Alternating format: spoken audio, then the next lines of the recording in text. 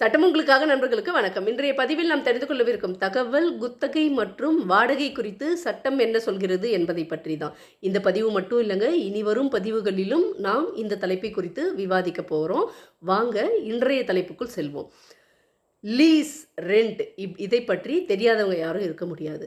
ஆனால் இதற்குள் எத்தனை சங்கதிகள் அடங்கி இருக்கிறது, இதனால் எத்தனை நபர்கள் சிக்கலுக்கு உள்ளாகி இருக்கிறாங்க, அவங்களுடைய சொத்துக்களை இழந்திருக்கிறாங்க, அவங்க எந்த மாதிரியான சட்டத்தை பின்பற்றி அவர்கள் இழந்த சொத்தை மீட்டு வந்திருக்காங்க அப்படிங்கிறத குறித்து நாம் விரிவாக பேசுவோம்.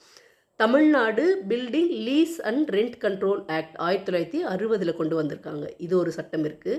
அதுக்கு அடுத்ததாக பார்த்தீங்கன்னா சொத்து பரிமாற்ற சட்டம் 1882 இந்த வருஷத்தில் கொண்டு வந்த இந்த சட்டத்தில் பிரிவு 105 அதில் தொடங்கி பிரிவு 117 வரைக்கும் குத்தகை குறித்து விரிவாக சொல்லியிருக்காங்க. யார் குத்தகை எடுக்கலாம், என்னென்ன பண்ணணும், குத்தகை முடிவு காலம் வரும்பொழுதும் காலி செய்யவில்லைன்னா என்ன செய்யணும், அது போன்ற நிறைய விஷயங்களை இந்த பிரிவுகளில் விளக்கியிருக்காங்க. இந்த 2 சட்டம் தவிர்த்து 2019 லீஸ் அண்ட் ரெண்ட் குறித்து தமிழ்நாடு அரசு ஒரு புதிய சட்டத்தை கொண்டு வந்திருக்காங்க. அது நடைமுறைப்படுத்தி கொண்டிருக்கிறாங்க. அந்த சட்டத்தை குறித்து நாம் பிறகு விரிவாக பேசுவோம். இந்த 3 சட்டங்களை தவிர்த்து ரெஜிஸ்ட்ரேஷன் ஆக்ட் அப்படின்னு சொல்லுவாங்க, பதிவு சட்டம், அதுவும் இருக்குது. சரிங்களா? இந்த 4 சட்டங்களும் லீஸ் ரெண்ட் குறித்து நீங்கள் ஏதாவது தகவல் தேவைப்பட்டால், உங்களுக்கு லீஸ் ரெண்ட் கொடுப்பதில் சிக்கல்கள் ஏற்பட்டால் அதிலிருந்து நீங்கள் விடுவித்து கொள்ள வேண்டும் என்றால் இந்த மேற்சொன்ன 4 சட்டங்களும் உங்களுக்கு உதவும். சரிங்களா? சரிங்க. இப்போ முதல்ல லீஸ் அப்படின்னா என்னன்னு தெரிஞ்சுப்போம். லீஸ் அப்படிங்கிறது எங்களுக்கு எல்லாருக்குமே தெரியும், எங்கள் குத்தகை தானே அப்படின்னு நீங்கள் நினைக்கலாம். குத்தகை தான், அதில் எந்த வித மாற்று கருத்தும் இல்லை. ஆனால் குத்தகையில் பல வகை இருக்குது. என்னன்னு பார்த்தீங்கன்னா, வீட்டை குத்தகைக்கு கொடுப்பது, அடுத்தது ஃபேக்ட்ரி கம்பெனிஸ் எல்லாம் வச்சுருப்பாங்க இல்லைங்களா, அவங்க அதை லீஸ்க்கு கொடுப்பாங்க.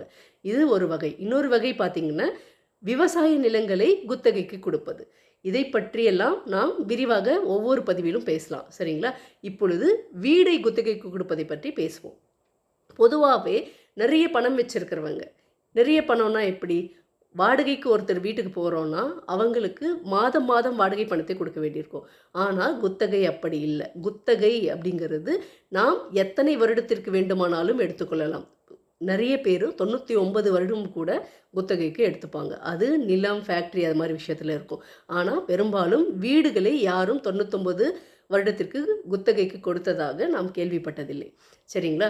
இப்போது குத்தகைக்கு கொடுக்கிறவங்க என்னென்ன மாதிரியான நடைமுறைகளை பின்பற்றுவாங்க அப்படின்னு பார்த்தீங்கன்னா, அவங்க முதல்ல குத்தகைக்கான பணத்தை நிர்ணயம் செஞ்சுப்பாங்க.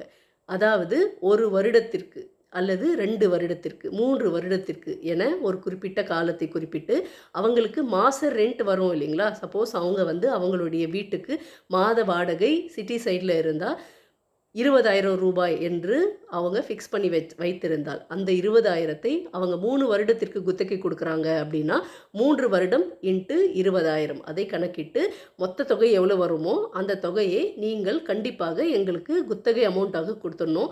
அதன் பிறகு தான் நாங்கள் குத்தகைக்கு வீடு விடுவோம் அப்படின்னு சொல்லுவாங்க.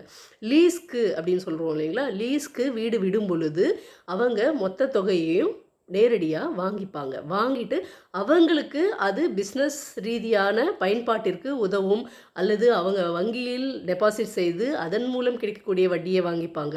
அதுபோல் லீஸ்க்கு விடுபவர்களுக்கு நிறைய சாதகமான சூழல்கள் இருக்கிறது.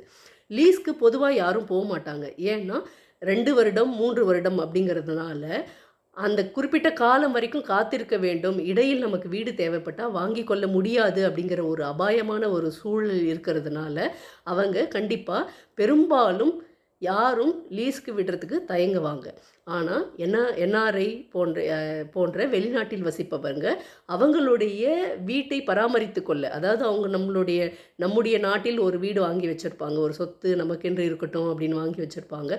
மாதம் மாதம் ரெண்டை கலெக்ட் செய்து கொள்ளக்கூடிய வாய்ப்பு அவங்களுக்கு இருக்காது. அதனால் அவங்களுடைய சொத்தை லீஸ்க்கு விட்டிருப்பாங்க. அதாவது வீட்டை லீஸ்க்கு விடுவாங்க. அவங்களுக்கு அது பாதுகாப்பான முறை. ஆனால் இங்கே வசிப்பவர்கள் கட்டாயம் லீஸ்க்கு போவதற்கு தயங்குவாங்க. அவங்களுக்கு ஏதாவது பிஸ்னஸ் செய்ய வேண்டும் அல்லது உடனடியாக அவங்களுடைய பொண்ணுக்கோ பையனுக்கோ திருமணம் செய்து வைக்க வேண்டும். ஒரு லம்சமாக ஒரு 20 லட்சம் 30 லட்சம் தொகை அவங்களுக்கு தேவைப்படுகிறது. அது மாதிரி ஒரு சூழலில் இருக்கிறவங்க இந்த லீஸ் வாய்ப்பை பயன்படுத்திக்கிறாங்க. லீஸ் கொடுக்குறவங்களுக்கு இதெல்லாம் சாதகமாக இருக்குங்க. வாங்குறவங்களுக்கு என்னங்க, லீஸ்க்கு எடுக்கிறவங்களுக்கு எந்த மாதிரியான பயன்பாடு அப்படின்னு பார்த்தீங்கன்னா, லீஸ்க்கு யார் எடுக்கிறாங்களோ அவங்களுக்கு மாதம் மாதம் ஒரு தொகையை கொடுக்க வேண்டிய கட்டாயம் இருக்காது. ஏன்னா மாதம் மாதம் அவங்க ஒரு தொகையை கொடுத்து அந்த தொகை திரும்ப அவங்களுக்கு கிடைக்க போகிறதில்ல. ஆனால் அவங்களுடைய பேரண்ட்ஸ் சொத்தோ அல்லது அவங்களிடம் கையிருப்பாக இருக்கக்கூடிய ஒரு தொகையையோ அவங்க வட்டிக்கோ அல்லது கடனாகவோ வாங்கி கொடுத்தால் அது அவங்களுக்கு பயனளிக்காது.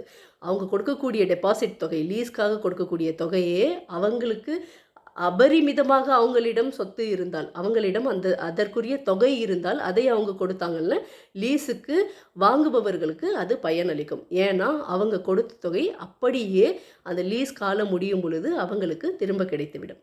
சரிங்க. இந்த லீஸை இப்படி ஒரு முறை செய்து கொள்கிறோம். நாங்கள் என்ன பணம் கொடுக்குறோமோ, லீஸ்க்கு யார் அந்த வீட்டுக்கு எடுக்க போகிறாங்களோ அவங்க என்ன பணம் கொடுக்குறோமோ அதை ஆர்டிஜிஎஸ் மூலமாக பண்ணியிருப்பாங்க, இல்லைன்னா டிடி எடுத்து கொடுத்துருக்காங்க. அதனால் அக்கௌண்ட் மூலமாக அவங்களுக்கு பணம் கொடுத்ததுக்கான ப்ரூஃப் இருக்குங்க. அது மட்டும் போதும் இல்லையா அப்படின்னு நீங்கள் நினைக்கலாம். நீங்கள் எந்த மாதிரியான ப்ரூஃபை வைத்து கொண்டாலும் நீங்கள் மனதில் வைத்துக்கொள்ள வேண்டிய மிக மிக முக்கியமான விஷயம் என்ன அப்படின்னு பார்த்தீங்கன்னா, கட்டாயம் உங்களுடைய லீஸை நீங்கள் பதிவு செய்ய வேண்டும். ஏன்னா நீங்கள் இவ்வளவு பெரிய தொகையை கொடுத்து விட்டு அது எப்படியாவது நமக்கு திரும்ப வந்துவிடும், நம்ம பணம் கொடுத்ததுக்கான அத்தாட்சி நம்மிடம் இருக்கிறது தானே என்று குருட்டுத்தனமாக நம்பிக்கொண்டு இருக்காமல், நீங்கள் குத்தகைக்கு எடுத்ததற்காக ஒரு அக்ரிமெண்ட் தயாரிங்கள். லீஸ் அக்ரிமெண்ட் தயாரித்து இருதரப்பும் சாட்சிகளோடு உங்களுடைய குத்தகையை பதிவு செய்யுங்கள். இது கட்டாயம் அவசியம்.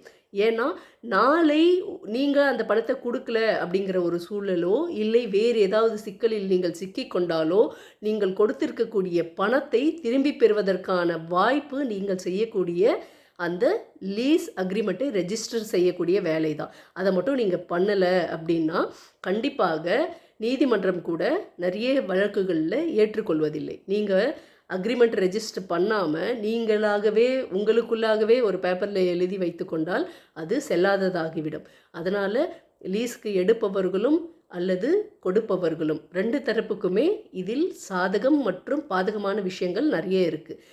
ஆனால் எந்த மாதிரியான விஷயங்களாக இருந்தாலும் கொடுப்பவர்களோ அல்லது எடுப்பவர்களோ அவங்களை தற்காத்து கொள்ள வேண்டும் என்றால், கொடுக்குறவங்களுக்கு என்னங்க தற்காப்பு தேவை வேண்டி கிடக்கு, அவங்க தான் பணம் வச்சுருக்காங்களே அப்படின்னு நீங்கள் நினைக்கலாம். நீங்கள் கொடுத்துருக்கக்கூடிய வீட்டை அவங்க நாசம் செய்து விட்டு போனால் அல்லது இல்லீகலாக ஏதாவது பிஸ்னஸ் செய்கிறாங்க அப்படின்னு உங்களுக்கு தெரிய வந்தால், அவங்க லீகலை வயலேஷன் பண்ணும் பொழுது, ரூல்ஸை பிரேக் பண்ணும் பொழுது அவங்க கொடுத்துருக்கக்கூடிய குத்தகையை கேன்சல் செய்வதற்கான ஒரு வாய்ப்பாக நீங்கள் ஏற்படுத்தி கொள்ளக்கூடிய ரெஜிஸ்டர் அக்ரிமெண்ட் உங்களுக்கு உதவும்.